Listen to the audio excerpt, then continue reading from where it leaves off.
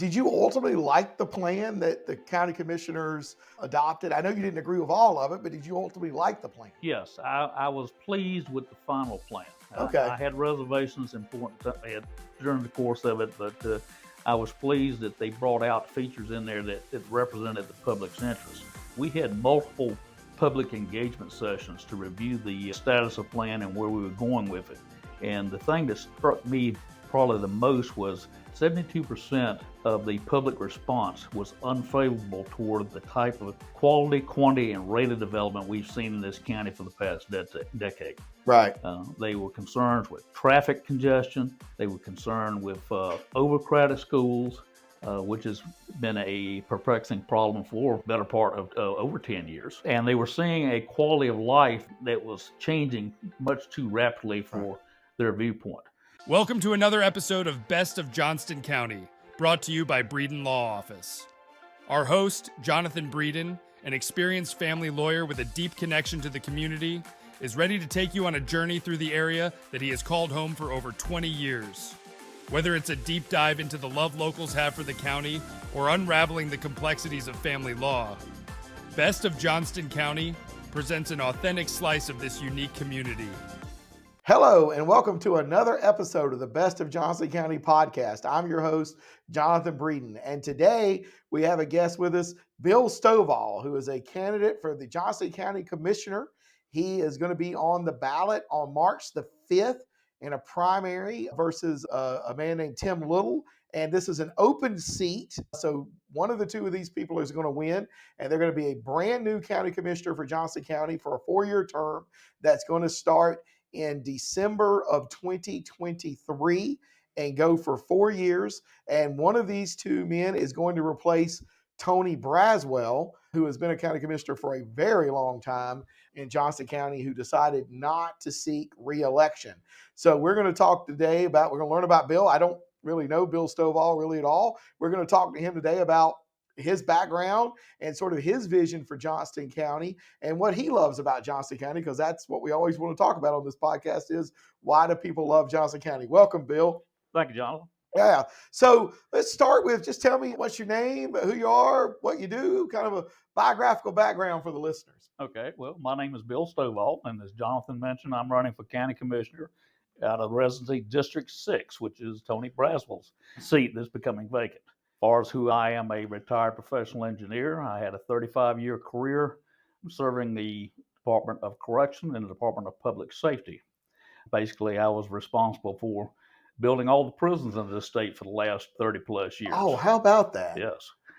And when corrections merged with public safety, they created a mega agency that included not only adult corrections, but juvenile justice, state highway patrol, SBI, emergency management, a number of smaller agencies, and NC National Guard. So it was a tremendous undertaking. And then I steered the capital plans for those respected entities through the balance of my career until I retired in 2017. Oh, okay. I didn't know that. That's pretty interesting. So I guess I'm from Laurinburg, so you worked on Scotland Correctional? Oh, yeah, yes. That's a massive facility down there. Yeah, we went through a massive building phase after the sentencing laws changed in 1994. The state went from what was called fair sentencing to structured sentencing. And the whole intent of that law was to reserve expensive prison space for those who needed it most, that needed to be removed from society and separated for a lengthy period of time. These are habitual felons, violent crime perpetrators, and so forth. And people of lesser offenses, property crimes, things like that, they were looking at how can we put them into diversion programs initially, right, so that they can still be productive members of society, support their families, etc. Then if they don't perform, then this stick in the carrot approach, then you put them into a prison and take away their freedom. Right. Well, and I've done criminal defense. When I first came to Johnston County in 2000, I was a criminal defense attorney primarily. Now, since 2007, my office almost only does family law. And so I was on the court appointed list. I represented people that couldn't afford attorneys for 7 or 8 years, and they had gone to structured sentencing by the time I got here. And so I only really dealt with the fair sentencing on people that were coming back on motions for appropriate relief or, having their sentences reviewed that had been done prior to the 94. So I know it's a much different system. I learned about fair sentencing a little bit in law school, but I only, the structured sentencing was the thing. And I think prisoners did more time and were separated more from society. And some of them probably needed to do a little more time than they were doing under their previous system. Yes, yeah, it became a revolving door, and there was a strong influx. We were gaining probably 1,000 new inmates in terms of capacity every year that was needed. So we were in an emergency building program for nearly 20 years, and I probably built close to $2 billion worth of correctional facilities.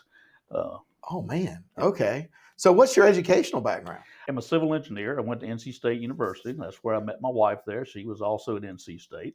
I had a 35-year career. 28 of those years were in executive leadership positions, either as director of engineering for these two respective entities that I mentioned, and also as a deputy secretary in corrections before the merger with public safety.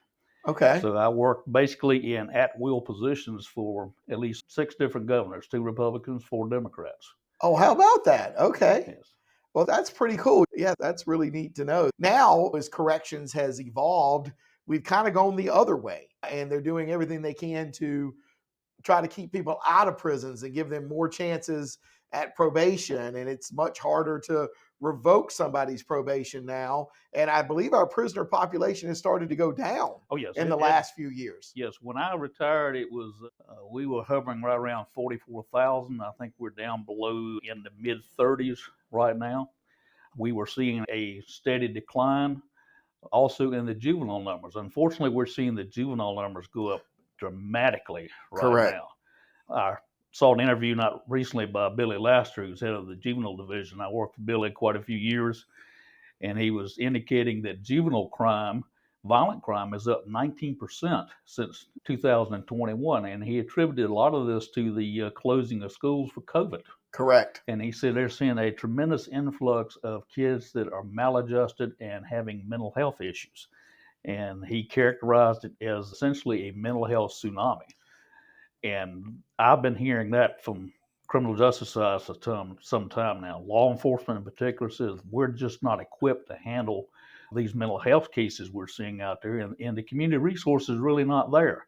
Right. I think in our county, there's only 18 beds actually dedicated to mental health crisis. Correct. And law enforcement are telling me they're having to be counselors, and they don't have the skills or training or the resources to do that. Right. And there's a lot of mental health issues, and you're seeing the juveniles, and then North Carolina changed the law within the last 10 years to where now, when I was representing juveniles on the juvenile defender list, anybody 16 and over was treated as an adult. North Carolina changed the law within the last, I don't know exactly when, but in the last 10 years, now you're not an adult until 18 unless you commit certain crimes, and everything starts in the juvenile system prior to that, and then can be moved into the more violent felonies can be moved into the criminal system. And you're seeing that with unfortunately, some of the murders we saw in Raleigh, where you had the young man go on the shooting spree at Hedingham about a year and a half ago. And, he's now being moved into the adult system. And I thought the juvenile system was always better to help the juveniles. And I was hoping that North Carolina would do that. We were one of the last, there were only 2 states in America at the time, us in New York, that treated 16-year-olds as an adult. And I didn't like that, because I'm representing these young people. They're charged with often low-level felonies, and they're going to get a felony conviction that's going to follow them for the rest of their life. And I was like, they're just too young. And so I was happy to see North Carolina move that age up to 18. But that does put a lot more children in the juvenile system, and the juvenile system's having to deal with a lot more, even some of the violent crimes that aren't being moved to the adult system, that they're having to deal with that. And I don't know that the juvenile system has all the resources they need. And obviously you've talked to the director, and he's saying he doesn't. And from what I've seen, they don't. And Holly Grove works for me now, and she was the contract juvenile figure in Harnett County until about a year ago. And so she saw that every day. Yes. After we merged into the Public Safety Agency and juvenile justice came under our umbrella, we did quite a bit of new construction and renovations to their facilities for them. They really have not had the resources they need. They're facing the same problems with hiring staff that we all are. When I left, the vacancy rate in custody positions, both in adult corrections and juvenile justice, are running about 20 to 25%. It's as high as 40% now. Law enforcement is running into the same thing now. The patrol is seeing a tremendous amount of attrition. I think they were losing somewhere between 10 to 12 troopers a month that either retiring or they come in and they get a better job somewhere else and they move on. That is state employment in general is running about a 25% vacancies in all agencies. And, quite frankly, it gets to the point you can't function. Well, it's not safe. No. Particularly in the corrections. You were in corrections. I've spent a lot of time when I was doing the criminal defense work, first part of my career in prisons, Central Prison, the old Johnston County Jail, Harnett Correctional. Like, I've spent some time in prisons, and I was always glad to leave, even though I knew I would get to leave because I was visiting clients. But if you don't have staff, that can get out of hand in a hurry. Because it's own society. And if anybody out there listening to this has ever watched the show Big Brother that CBS has been running for 25 years, prison is basically like Big Brother. You take a group of people and you cut them off from society, they're going to become their own society. And they're going to do things as a society. And these aren't always people making the best decisions to start with. And you can have a real problem in a hurry, and they know exactly where the guards are, and they know exactly what they can get away with because they have nothing else to do but sit around and study this every day because they're not doing anything else while they're in prison a lot of times, but sitting around and being bored. And they do some jobs and some work training, but there's a lot of free time in prison, and that can not always be good if you don't have the staff and the guards to supervise them.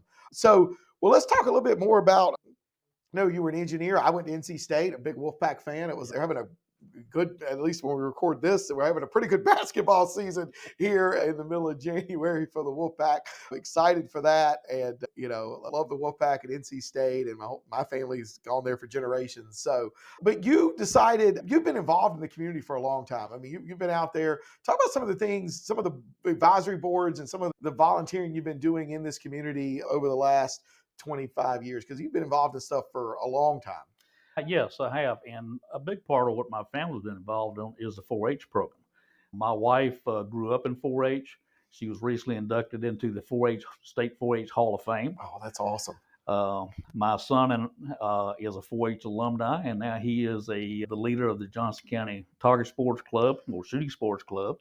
I have been an instructor in that program for over 20 years now. And we also had our own club that we started here, the Four-Leaf Flyers. It was Club of the Year for 2 years.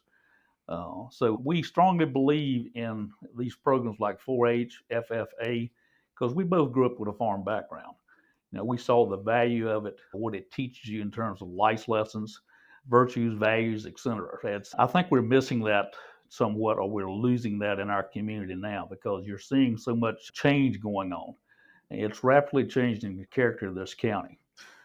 Growth is inevitable. Is how you manage it is what really determines what your quality of life ultimately is going to be. Right. So, where did you grow up?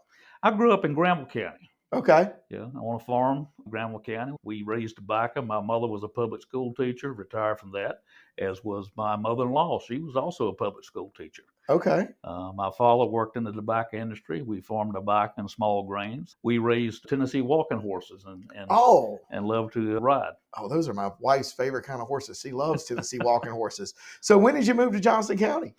My family moved down here in 1996. I've been here for 27 years. We moved down here to get closer to my wife's family.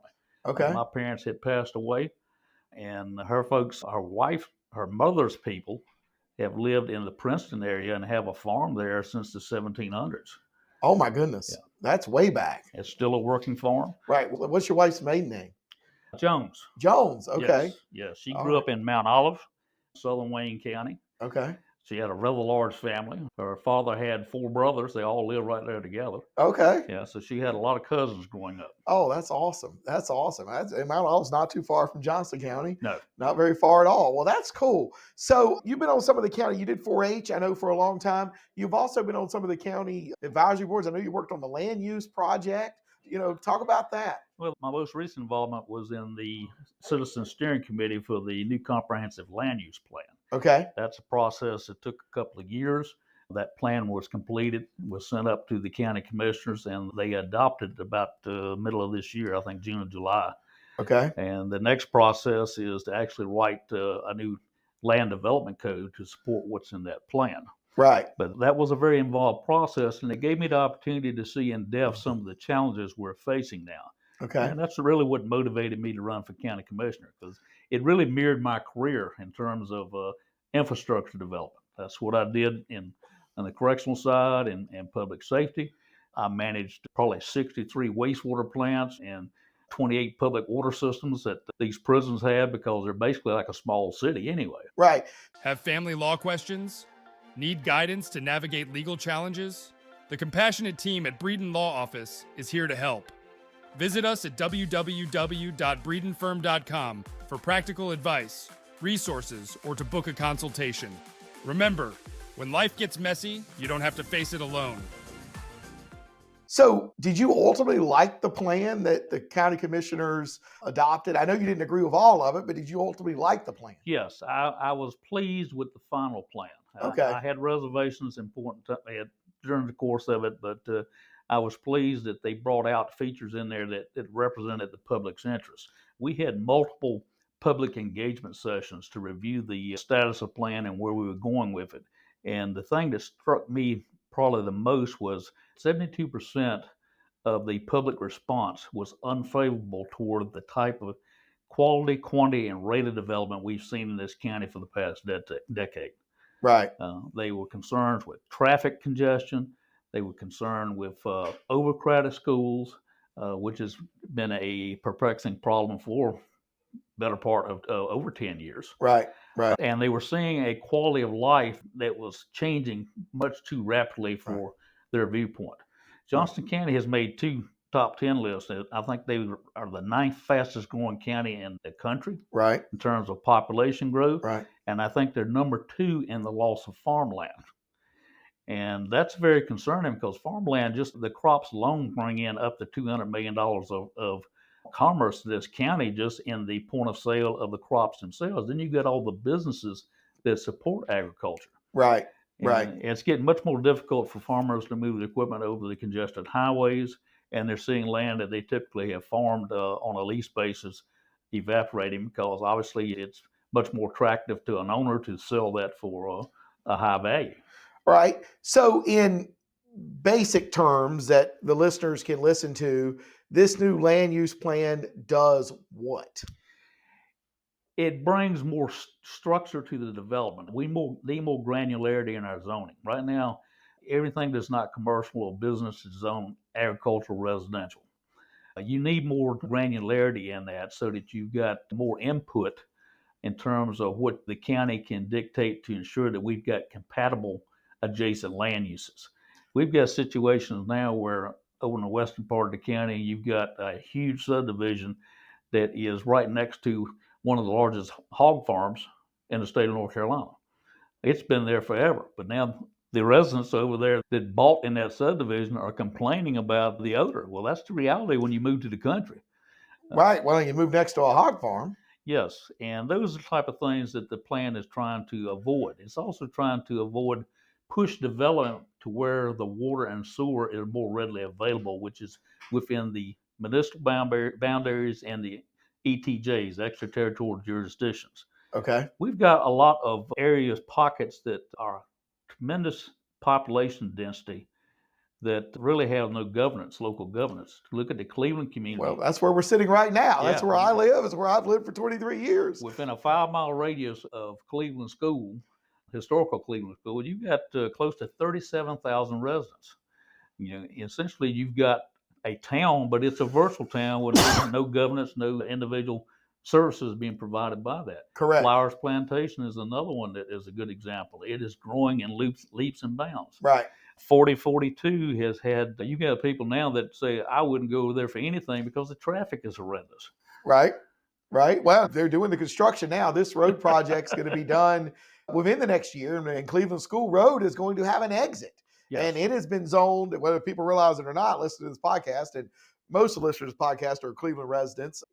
Cleveland School Road is now zoned commercial all the way down it. And so people were upset about the Hardys a few years ago, but you're going to see a lot more commercial development on Cleveland School Road because there's going to be an exit in just a few months off of one of the number one interstates in America.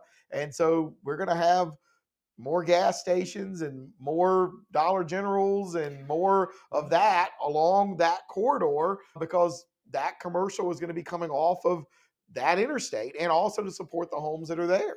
Well, one of the reasons it's coming to that area as well as others is that the county, after the real estate crash in 2008, they extended water and sewer in the area and says we need more tax base. So we're putting water and sewer out there, and that has unfortunately led to the growth rate that we've seen. And we've essentially created an imbalance in the type of growth we've got. We've got more residential than anything else, and we do not have commerce producing or job producing growth to the extent that we need to maintain a balance in our tax structure. Right. Well, but we have seen a lot of growth. I mean, Amazon is about to start hiring with their new plant. Yeah. It's been sitting there for a couple of years now. Yeah, but I mean, Amazon's business took a turn. Well, yes, but our ability to continue attracting depends on having water and sewer available. Correct. Right now, our county's water production, they can treat and deliver up to 14 million gallons per day of water into the county's distribution system. Their average daily demand is 13.92 million gallons per day. The only thing that gives them any flexibility beyond that is they've got purchase agreements. I think it's either about 8 purchase agreements with other entities. Some internal to the county like Smithfield, others like the town of Wilson, Raleigh, and through Harnett County that are supplementing our water for another 10 million gallons per day.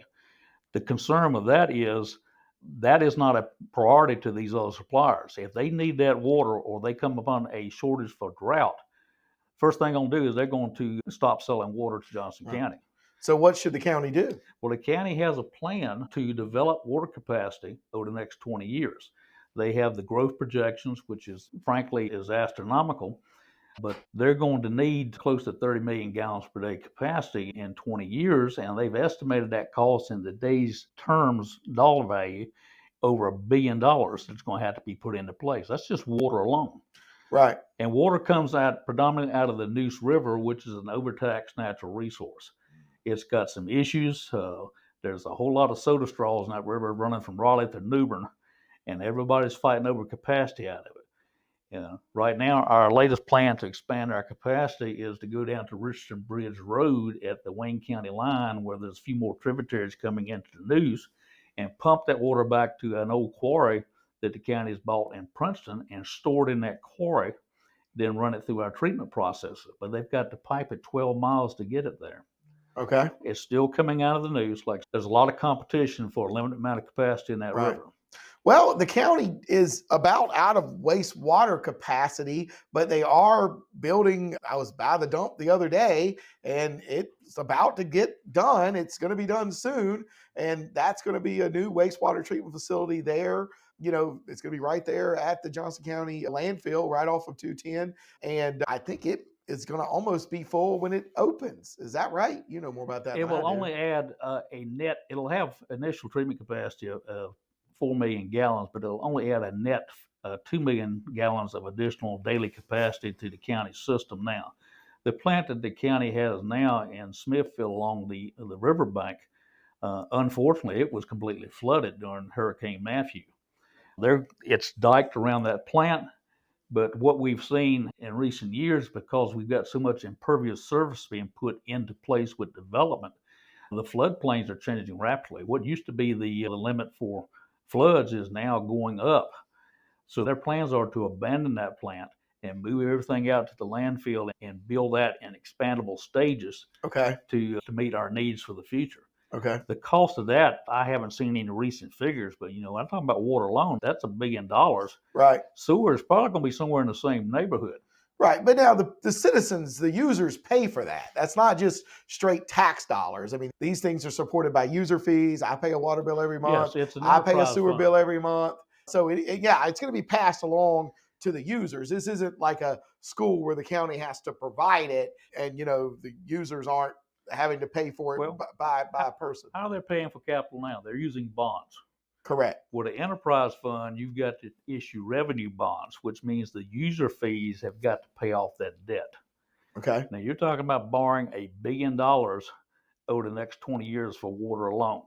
That's going to have to be paid back in terms of user fees. Right now, the Right. user fees only support what it takes to operate the system we got and to provide for a limited amount of expansion. So you're looking at the rates are going to have to go up considerably, in Right. my opinion, Right. to borrow that money, or otherwise you're going to have to start supplementing it from your property tax base, and it Right. no longer becomes an enterprise fund. It becomes you're pledging the full taxing faith and credit of the county in order to do that. So if you win this race and you become a county commissioner, what would you do about the situation with the water and the sewer and the growth? Water, sewer, and growth. The land use plan recognize that, and they encourage in the plan, and I asked for it specifically to be included, that we need a formal cost of community services analysis that shows us what our true costs of these various development types are to the county based upon our current tax structure. Okay. Every cost of community service analysis done in the last 40 years has shown consistently that on average nationwide, residential construction and public demand for public services, it costs you $1.16 per household for every dollar they bring in property taxes. In North Carolina, that average is $1.25. And locales that are experiencing high growth like Johnston County, that rate is generally higher. So that tells you right there that without having other land uses to balance it out, you look at commercial, industrial, they generally demand somewhere around 35 cents per dollar of tax Correct. base they bring Correct. in. Agricultural, depending on where you're at, runs anywhere from 35 cents up to about 60%. But those are the ones that bring in you a net increase in revenue. Okay. That offsets what the public service cost is for your residential construction. Right. And commercial growth is what you need in North Carolina because the counties are largely funded by a property tax, and the Novo expansion doesn't go to school, and it doesn't need welfare services from DSS, Right. and it doesn't need food stamps and stuff like that. And so if you can grow your commercial base, and we've done a really good job with biopharma in this county with Grifols and Novo, and I think we're going to have more of that coming over the next 5 to 10 years. That's going to help keep these jobs here and sort of turn some of these cars around that are driving to Raleigh every day where they can live here and work here. Well, I want to see our utility capacity be used and a certain amount reserved to get that job creation here, because I want to see jobs within the county itself, Right. rather than people that are basically driving into Wake County and other triangle counties to work. If we're rapidly becoming nothing more than a bedroom community to the triangle, and that's not helping our resources here. We need to be able to provide job opportunities in the county for our citizens. And with that job opportunity, we're going to have a more stable tax structure. And that gives us more regional clout in terms of what happens not only in Johnston County, but in eastern North Carolina. You know, we are known as basically a pharmaceutical giant. Correct. In Correct. this county. Correct. I didn't agree with the effort that several Chamber of Commerces came up with several years ago that said they want to brand us as Triangle East. I think that was a wrong decision. Johnston County has its own unique identity, and we need to brand ourselves based on the strengths of Johnston County. Right. Well, and like I said, I could talk to Bill Stovall for hours, and we've been going down for a little bit. But I do want to ask you about parks. There is the Cleveland Community Park out here. They bought the 80 acres at Polenta and Matthews. Yes. I know you and I were both at the public meeting they had with Adrian O'Neill the other night. So you saw the plans there if you'd not seen them before. I've been working on that park since the very first call with Rick Hester to the lady that had the land that was trying to give us the 13 acres across the street. And we knew she owned the 80 acres across the street. And we were like, well, we'd like to have the 13 acres, but would you be willing to sell us the 80 acres? And she said, maybe. And, you know, the rest is sort of history with Denton Lee and Michael Dodd and them going and purchasing that land and holding it until the county could buy it. What are your thoughts on developing that park? The price on that park is somewhere between $30 and $50 million. The Cleveland community is not incorporated. It is not going to incorporate, I don't believe, anytime soon. Would you support a bond for the county to help build this $30 to $50 million park out here in Cleveland? Well, with amenities, The county's position has always been, and this is a conservative principle, the people who use it need to be the ones who promptly pay for it. You're not going to have enough cash to build this park at its current level. It's a grand plan. I think it's definitely a need in that community as well as other communities. But the devil's in the details. How are you going to pay for it? A bond referendum is probably going to be the most logical way to do something like that. But you've got to be able to look at what is going to be your source to pay that back. Special tax districts are one way of doing that, but usually the citizens who are affected by that have to agree to it.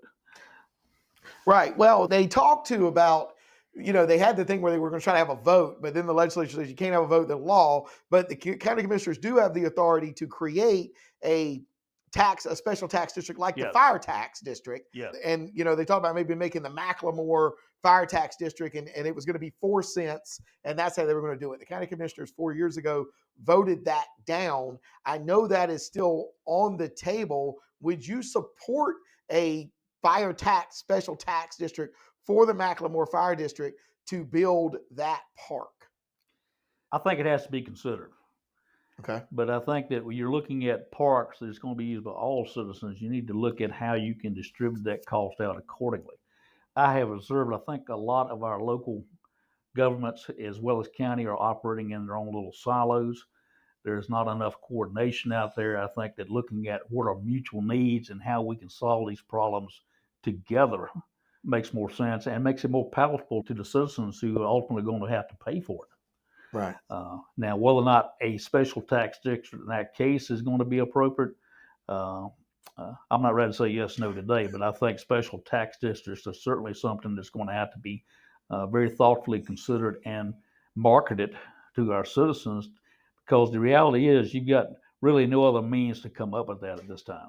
Well, and there are other areas that would like to be considered for that if they do it. Micro, I think, at one point was interested. I know Archer's Lodge has been interested. I know there's a town there. There are other areas of this county that are being served, by these sort of nonprofits like the Greater Cleveland Athletic Association, the Marie's Crossroads Athletic Association that need space and need facilities for all these kids who are coming here to play. What I love most about Johnston County is, and the reason we moved here, we like the people here.